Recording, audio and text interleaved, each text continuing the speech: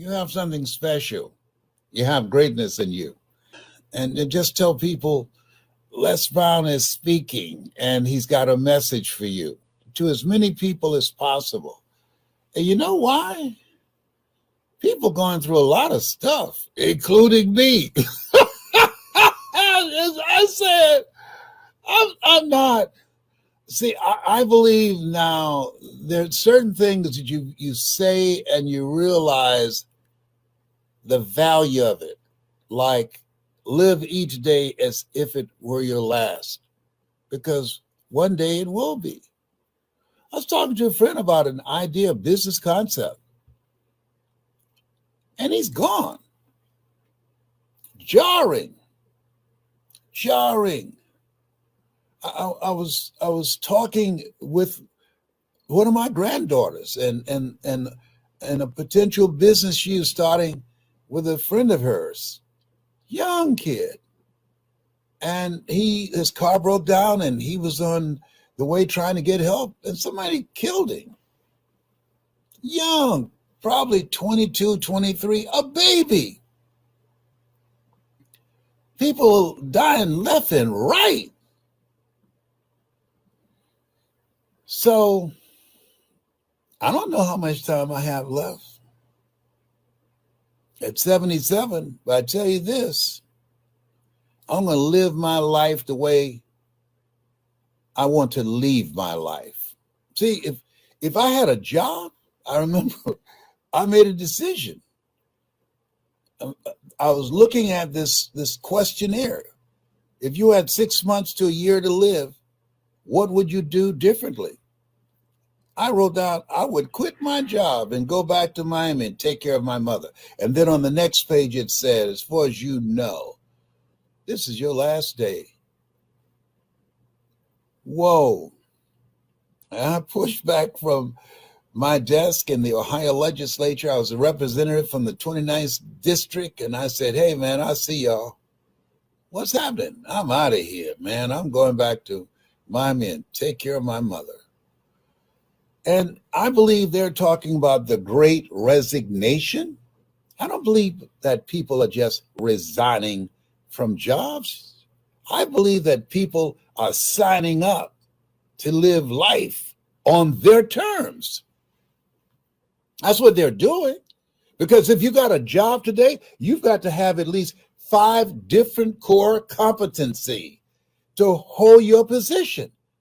I have a niece and she's working for the airline, and they trained her when she came back in how to be a ticket taker. She worked in baggage claim, customer service.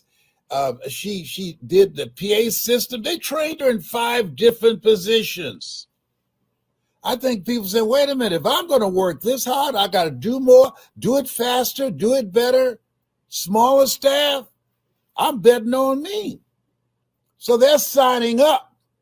They're not resigning from a job. They're signing up to be the controller of their own destiny. They're signing up to bet on them. They're signing up to live a different kind of life. They're signing up to own their lives.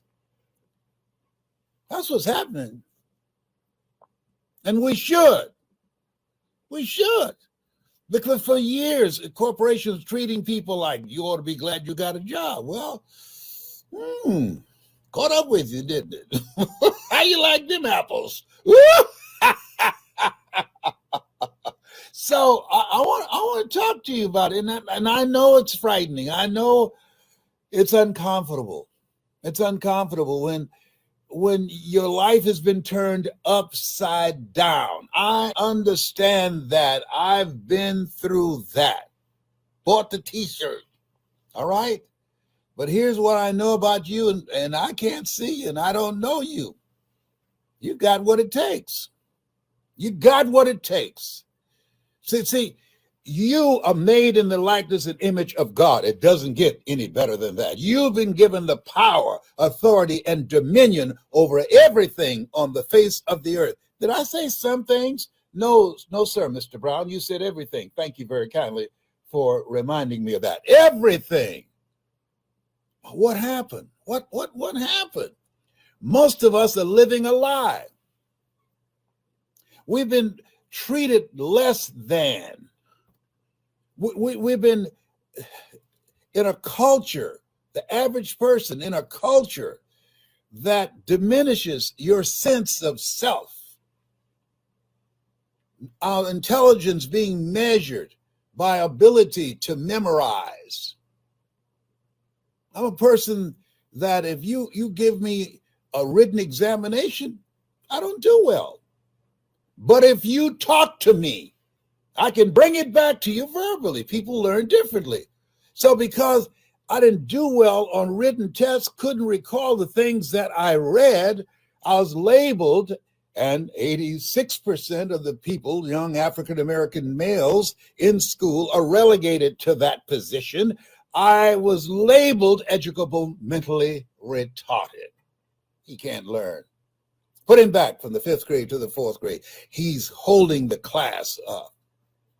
Then failed again when I was in the 11th grade. See, no one rises to low expectations. So listen to me. I know what I'm talking about. Listen to me. There's a reason we're taught, be ye not conformed to this world. The world will lie to you. The world will not tell you what I'm going to tell you. And what I'm saying to you, you've got greatness in you. Listen to me. I know what I'm talking about. I've been on the planet 77 years. I know what I'm talking about. Don't you mess with me. I'm coming for you. And for a long time, I was suffering from possibility blindness. I couldn't see myself living a different kind of life, the kind of life that I'm living now. I couldn't see it.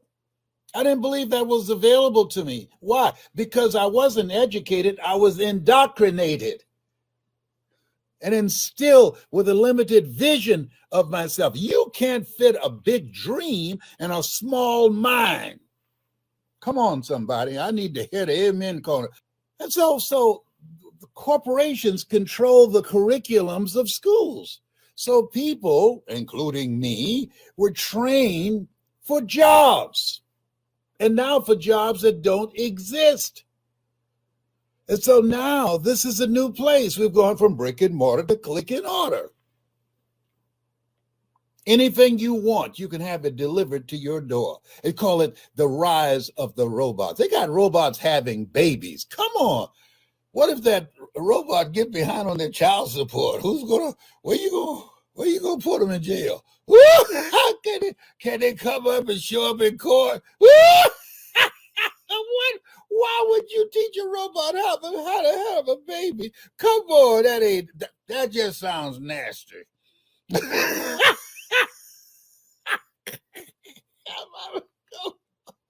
Oh my God. I mean, people are being creative. There's a lady, I'm not making this up. She sold 200,000 jars, $200,000 worth of jars with a fart in it. A fart, rose petals, and a note. I'm not making this up. People are being creative. And so this is where we are right now. You want to own your life. Own your life. And part of it, how do I do that? Don't ask that question. How is none of your business? Lean not unto thine own understanding. Don't do that. Don't ask how. Commit yourself to doing it. If you ask how, you'll get stuck in your mind. Commit yourself to live from your heart, a heart-centered life. Where your heart is, there your treasure is also. What's in your heart? I ain't playing with you. I'm not playing with you. I've got friends who've died who've never lived. And you don't want to do that. You are here for a purpose. The world would be incomplete without you. People look at a lot of foolishness. This is something that's going to help you. As Reverend Ike used to say, you can't lose with the stuff I use. Our not children need to hear this rather than listening to garbage day in and day out. People say garbage in, garbage out. Absolutely not. That's a lie from the pit of hell. Garbage in, garbage stays. Studies indicate whatever you listen to, the first 20 minutes when you get up in the morning, it affects the spirit of your day. I ain't playing with you. I know what I'm talking about. You want to live your life the way you want to leave your life, doing something that's you, doing something that you love, not doing something just to pay the bills or keep the lights on or be able to go and pump some gas and not complain about how much it costs. Ooh, gas prices going up. I don't care anything about how it's going up. I focus on my income going up.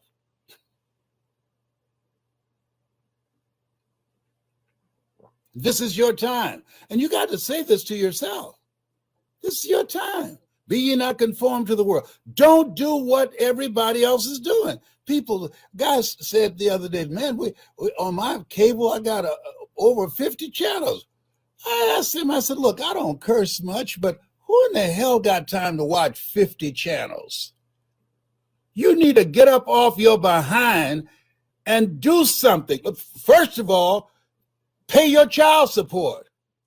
Oh, if I could, I would. Oh, is that right? If the mothers had that kind of mindset, children would starve to death. Mothers make it happen. Mamie Brown made it happen for 7 kids she didn't give birth to. Sorry, trifling sperm donor. I wanted to gangster slap him. Left different jobs just not to pay child support. Rather go to jail not to pay child support. Some trifling people in this world. You know, George Bernard Shaw said something. He said we should establish a tribunal where people would be required to come and testify and give a reason why they should be allowed to live for the next year. And I can see some of these trifling dudes coming up there with their pants sagging, showing their drawers.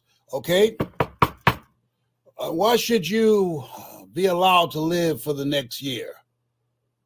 Let me ask you this. Do you have children? Yes, sir. How many children do you have? I reckon around 7. Are you current with your child support? Well, I would be, Judge, but I don't have it. What? Well, are you working? No, you know, I've been looking for a job. Is that right? You're not working. You're not paying child support.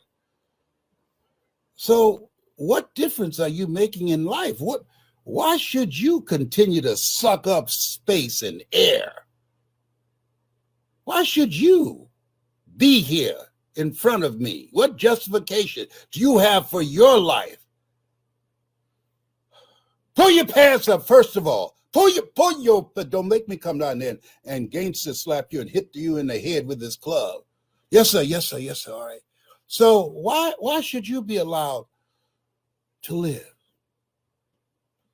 Oh.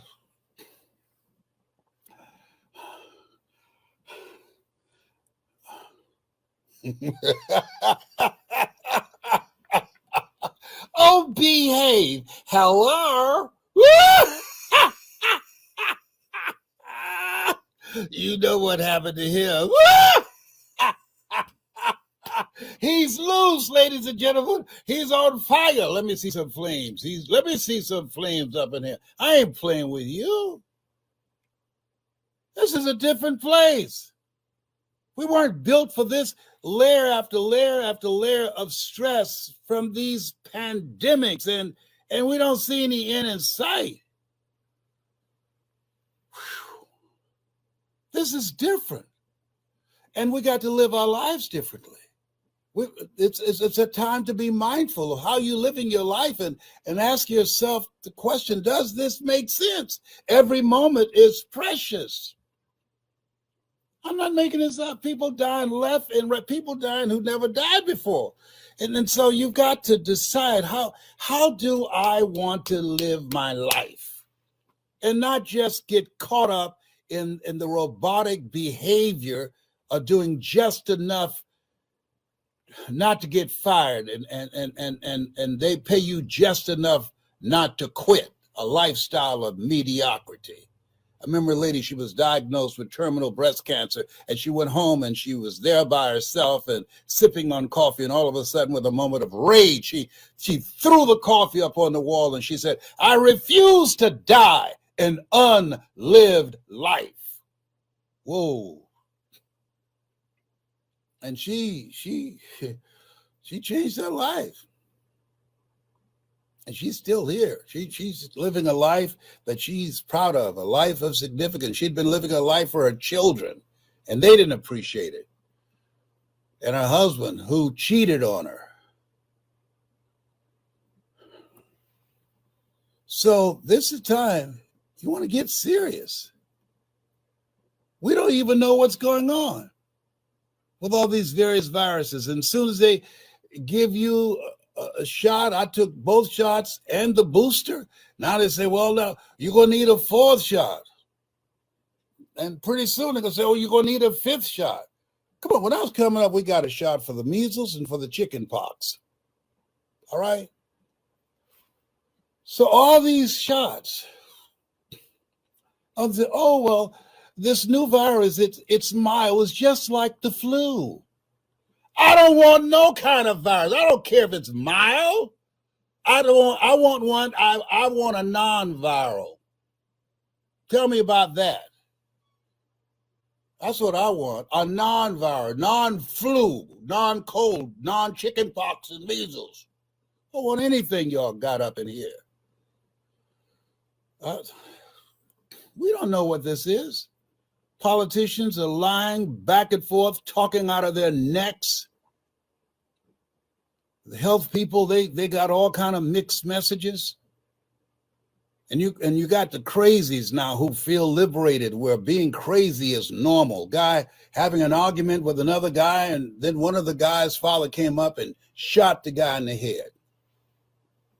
People are snapping. Saw this beautiful baby. They said that was an orphan. And I kept reading the story and said the father was a police officer. He committed suicide. Baby just about a week, 2 weeks old. And the mother, a week later, police officer, she committed suicide.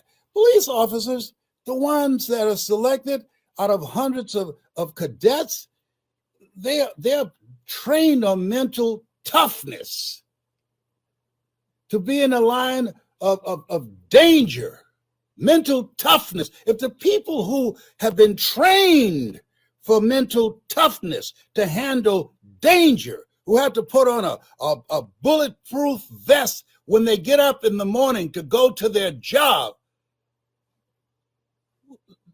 didn't have a compelling reason not to take their lives. You got a newborn baby in the world that did not ask to be here, and you kill yourself. Don't even leave a note. That means this place is different. There's a lot going on. And well, what should I do, Les? You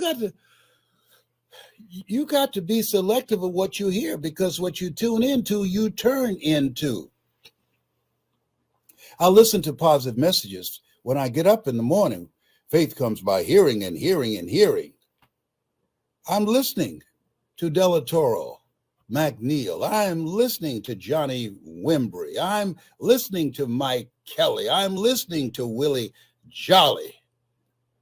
I'm listening to Stacey N.C. Grant. I'm listening to Lisa Nichols. I'm listening to people that's making an impact. Tamara and Stephen Anthony.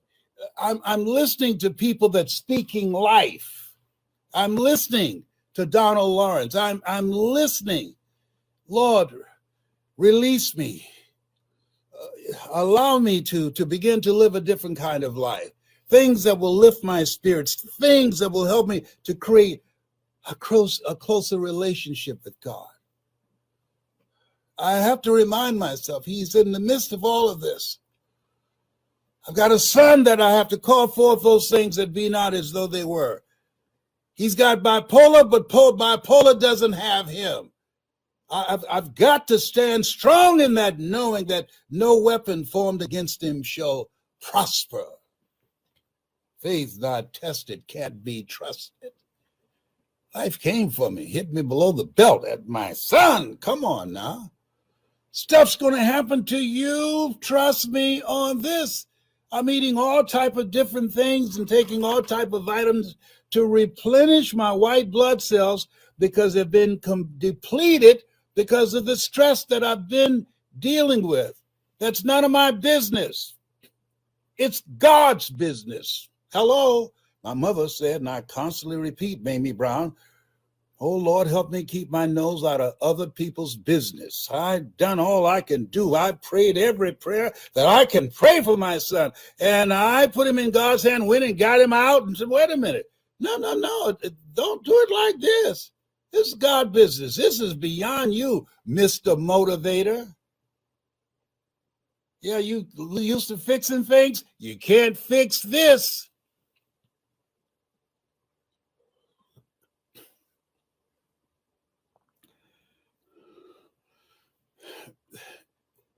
In order to make it in and out of this pandemic, you got to you got to be hungry. You got to be hungry for greatness. You got to be hungry to change your life, because you're getting so much resistance, so much pushback. An airplane can't fly without the resistance of air. You can't learn good horsemanship by riding a tame horse. Life is different now. It's different. And you have to remind yourself, I was chosen to be here. This is my time. Because every time there is disruptions, every crisis means danger and it means opportunity. So in the midst of all of this, it's a time. All things work together for good for those who love God. Then say all things will be good, and then say all things will feel good. But you got to look for the good, and you got to be tenacious and persistent as you look for it with tears in your eyes, blood in your eyes, that you're going to find it. We might be through with these viruses, but these viruses ain't through with us. I'm telling you, I'm so sick of them, I don't know what to do. Oh, I say the devil is a liar and his breath stinks. Stop it, Les. You got problems. I know it. I didn't take my medication this morning. I didn't take it. And so at this place, we have to look at our lives and shake things up. Doing things in the same way, it doesn't make any sense. I was talking to a friend of mine, and she helped me to get a connection with someone that's very important to me. I said, let me know what I can be of assistance to you. I'm fine. I didn't ask you if you were fine. I said, trust me on this. It's better to have money and not need it than to need it and not have it. I didn't envision when I was diagnosed with prostate cancer, I'd get medication that costs $10,000 a month. Are you kidding me? That's more than a mortgage note. Trust me on this. You've got more in you. You have more talents, more abilities. You've got greatness lying dormant in you. But you got to be willing to put forth the effort. You've got to be willing to increase your value. You've got to be willing to develop the skill, monetize it. Most people are living far below their potential because they stopped learning, they stopped growing. They stopped and lost their curiosity about life. They've settled. I had a friend died a few weeks ago. I asked my brother, why didn't you tell me? Oh, I forgot. You know why I forgot? Because that person did not live a life of significance. His life didn't make any impact. That's why he forgot. And I'm at this age. We got a newsletter from Booker T. Washington High School graduates of 1963.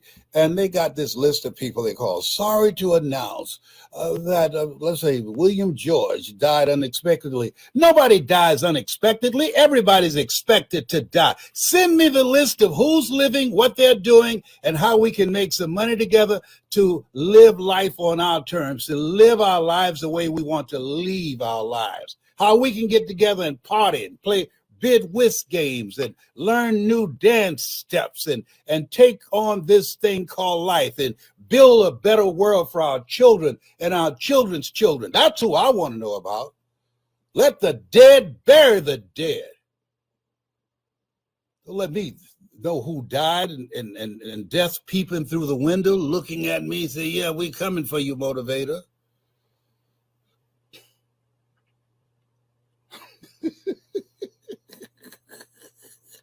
I don't know.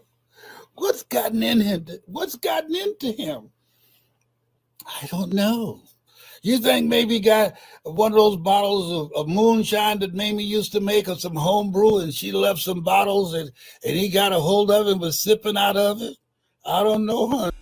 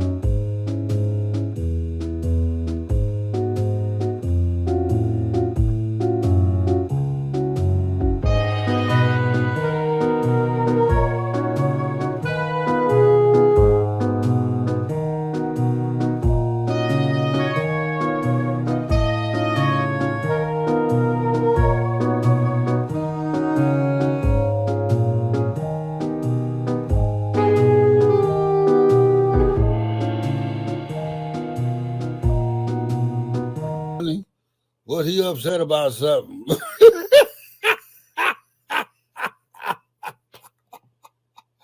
oh, life is for living and loving and doing something that gives your life meaning and significance and making impact. Yes, where you leave a mark. Oh, that's why I'm training speakers. That's why I'm building a community of people who are serious, people who want to learn, people that I can coach before I leave here, people that I can spend some time with, dreamers, people, iron sharpening iron, people that have goals and dreams and know that what Helen Keller said, life is either a daring adventure or it's boring. I guess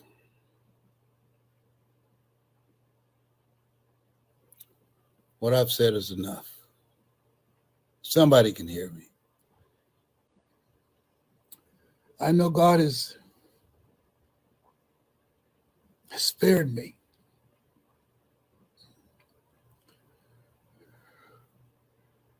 And I remember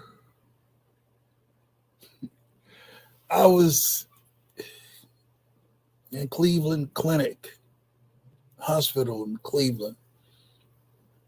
And I went in the bathroom and I looked in the mirror and there was an X on my Adam's apple. So the nurse came in. I said, "Why? Come here. Why is this here?" "Oh, we're going to radiate your spine tomorrow.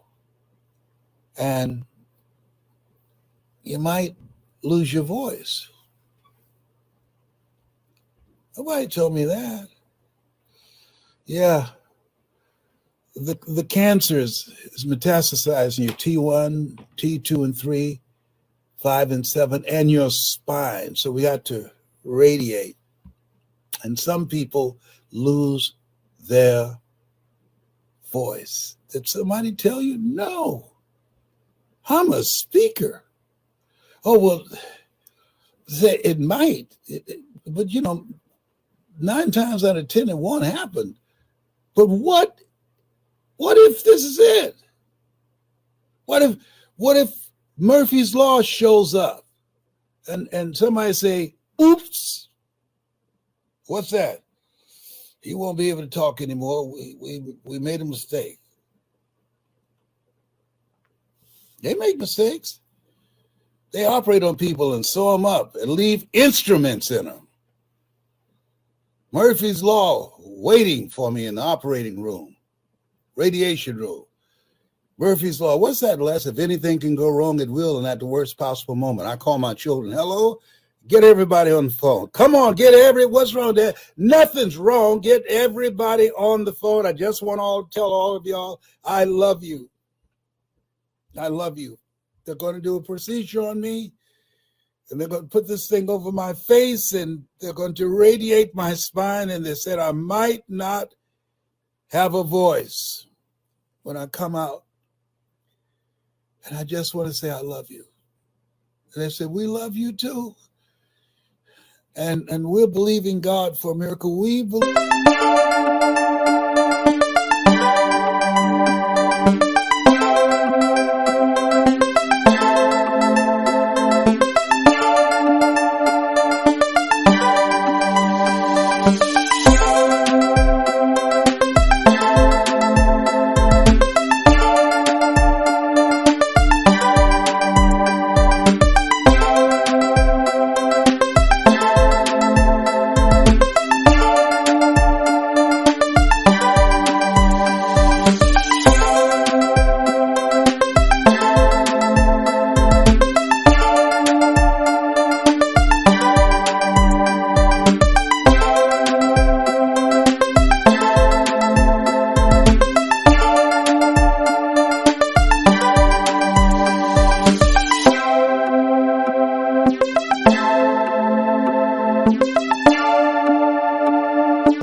That you're going to be all right.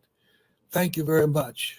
And they came in and they put this thing on my face as they got ready to put me in. And I said, God, most of my life, my song has been Frank Sinatra's song. I did it my way. I promise you, when I come through this and I have my voice, I promise you, I will do it your way. Don't laugh at me.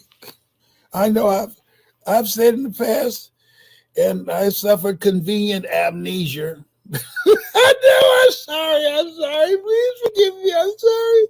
I even told you I was going to increase my tithes, and I didn't. I know. But you said, how many times shall I forgive my brethren? 7 times 7? These are your words, 70 times 7.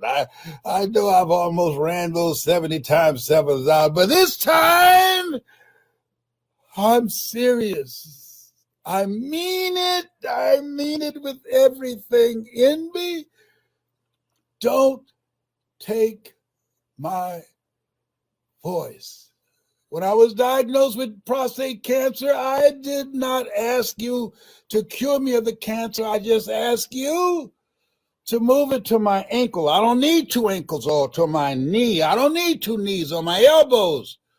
And I'll be fine, But now I'm saying to you, don't take my voice. And to God be the glory. When they brought me out and they took that mask off me, they had strapped my face in and my body in the MRI. And I suffer from claustrophobia. And I was in there a long time, and they brought me out. And I said, hello? Hello? Hello, Mr. Brown. You can hear me? Yes. Oh my God. Thank you. Would y'all take these damn straps off me, please? Oh my God. Thank you, Lord. Thank you. Thank you. Oh my God. Oh my God. Oh, where's my mask? Ain't nobody in here but me, but my nose running now. So I ain't taking no chances. I'm going to put a mask on the machine, on the computer.